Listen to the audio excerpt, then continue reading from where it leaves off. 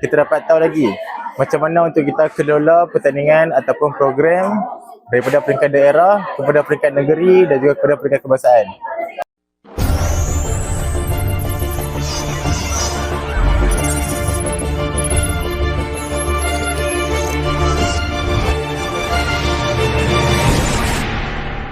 Assalamualaikum warahmatullahi wabarakatuh dan salam sejahtera.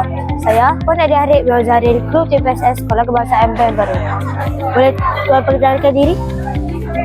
Okey, baiklah. Saya Cikgu Faisal daripada Sekolah Kebangsaan Bali Pulau. Apakah ilmu baru yang cikgu peroleh sepanjang BKL ini berlangsung?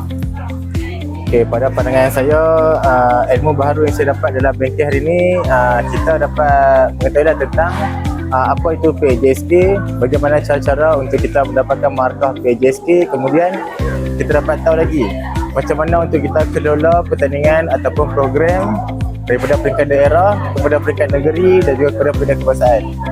Jadi kat situ kita dapat banyak input lah, prosedur-prosedur untuk kita melakukan program itu daripada A sampai Z. Nak kena jumpa dengan siapa, nak kena berhubung dengan siapa.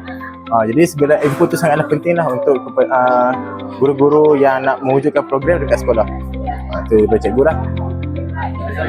Sekian, terima kasih.